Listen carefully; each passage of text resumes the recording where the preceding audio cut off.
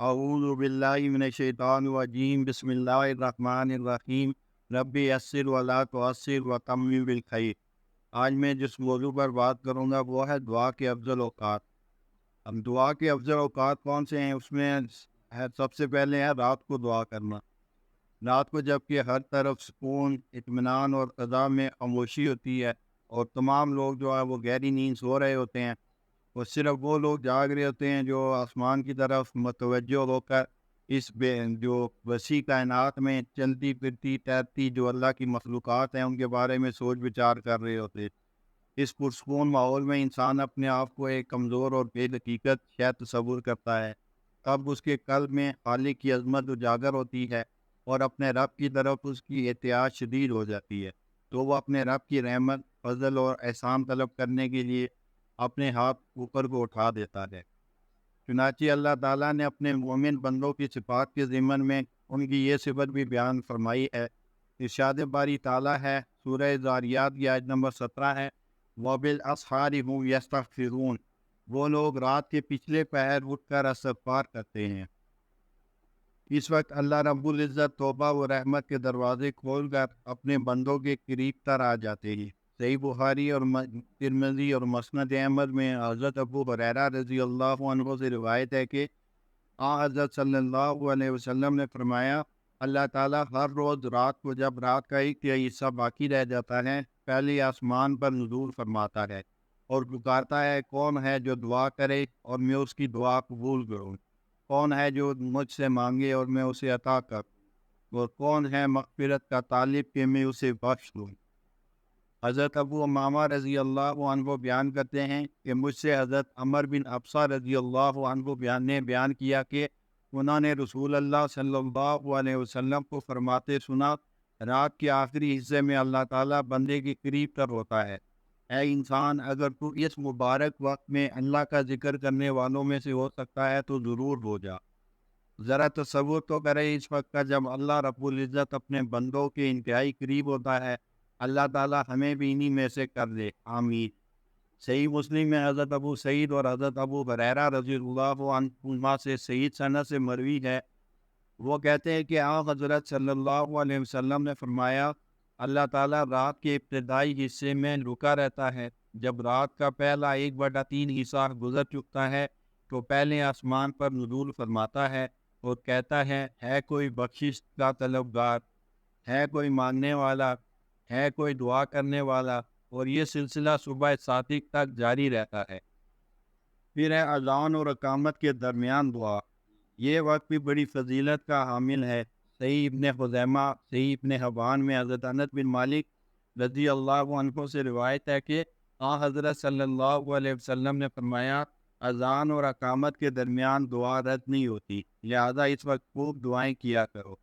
پھر نماز میں دعا کرنا۔ نماز میں دعا کرنا مشروع بلکہ مستحب ہے۔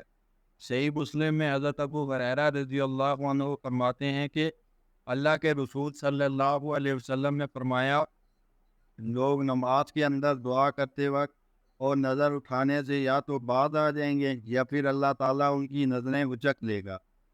پوری نماز میں کسی بھی موقع پر نگاہ کو اوپر اٹھانا حرام ہے، لیکن دعا کے موقع کا بطور خاص اس لیے ذکر کیا گیا کہ بسا اوقات دعا کرتے ہوئے انسان نگاہ اوپر اٹھا لیتا ہے۔ پھر سجدوں میں دعا کرنا۔ نماز کی تمام کیفیات و احوال میں سب سے افضل اور بارگاہ ربانی میں اس کی عبودیت کے اظہار کی انتہا جو ہے وہ سجدہ ہے، اور ایسا کیوں نہ ہو جب انسان اپنے پروردگار کے سامنے عاجزی و انکساری کے اظہار میں اپنی پیشانی کو جھکا کر زمین پر رکھ دیتا ہے، تو اللہ رب العزت بھی اپنے بندے کو ثواب اور اپنا انتہائی قرب عطا فرماتا ہے۔ صحیح مسلم میں حضرت ابو ہریرہ رضی اللہ عنہ سے روایت ہے کہ اللہ کے رسول صلی اللہ علیہ وسلم نے فرمایا، انسان تمام حالتوں میں سے سجدے میں اپنے رب کی انتہائی قریب ہوتا ہے، لہذا سجدوں میں کثرت سے دعائیں کیا کرو۔ پھر نمازوں کے بعد دعا کرنا۔ حضرت ثوبان رضی اللہ عنہ فرماتے ہیں، اللہ کے رسول صلی اللہ علیہ وسلم جب نماز سے فارغ ہوتے تو 3 بار استغفر اللہ کہتے اور یہ دعا پڑھتے، اللہم انت السلام و منک السلام تبارک یا ذا الجلال والاکرام۔ یہ دعا صحیح مسلم اور ابو داؤد میں آئی ہے۔ یا اللہ تو سلامتی والا ہے اور سلامتی تیری طرف سے ہی ہے، تو برکتوں والا ہے، اے بزرگی اور عزت والے۔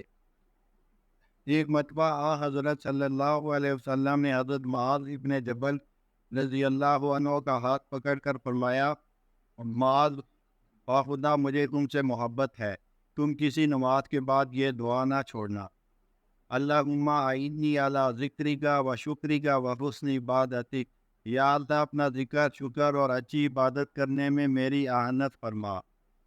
پھر اذان اور جہاد کے وقت دعا کرنا۔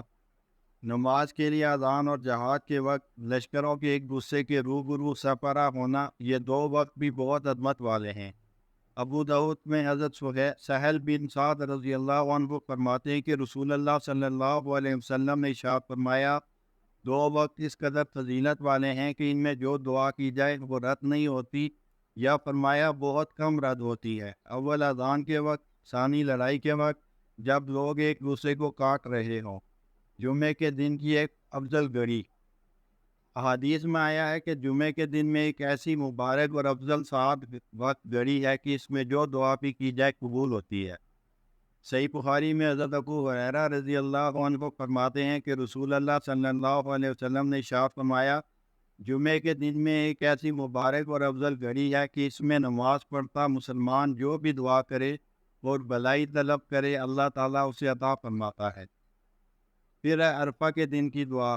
ماہ الحج کی تاریخ کا دن بھی بڑی عظمت کا حامل ہے، جس میں تمام روئے زمین سے آئے ہوئے مسلمان ایک ہی جگہ جمع ہو کر اللہ تعالیٰ کی بندگی، عبادت، حج بجا لاتے ہیں، اور ان بندوں کی وجہ سے اللہ تعالیٰ فرشتوں کے سامنے خوشی کا اظہار فرماتا ہے۔ چنانچہ اللہ تعالیٰ نے اس دن کی دعا کو تمام دعاؤں سے افضل قرار دیا ہے۔ ترمذی میں حضرت عمر بن شعیب اپنے والد سے و ان کے دادا سے روایت کرتے ہیں کہ انبیاء علیہ السلام نے جو دعائیں کی ان میں سب سے افضل یہ دعا ہے، لا الہ الا اللہ وحدہ لا شریک لہ، لہ الملک و لہ الحمد وہو علی کل شیء قدیر۔ اللہ اکیلے کے علاوہ کوئی معبود نہیں، اس کا کوئی شریک نہیں، حکومت و بادشاہی اسی کو سزاوار ہے، ہوا قسم کی تعریفوں کا وہی مالک ہے اور وہ ہر چیز پر قادر ہے۔ پھر ہے ملک کی اذان کے وقت۔ حضرت ابو ہریرہ رضی اللہ عنہ سے روایت ہے کہ حضرت صلی اللہ علیہ وسلم نے فرمایا، جب تم ملک کی آواز سنو، اذان سنو، تو اللہ تعالیٰ سے اس کا فضل و رحمت طلب کرو، کیونکہ وہ فرشتے کو دے کر آواز لگاتا ہے۔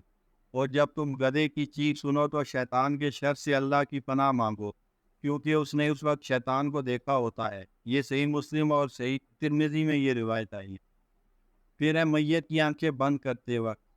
انسان کی روح جسم کے ساتھ ایک طویل عرصہ گزارنے کے بعد جنتوں کی طرف یا جہنم اور عذاب کی طرف سفر کر جاتی ہے، اور اس وقت فرشتے روح کے جسم سے باہر نکلنے کے منتظر ہوتے ہیں۔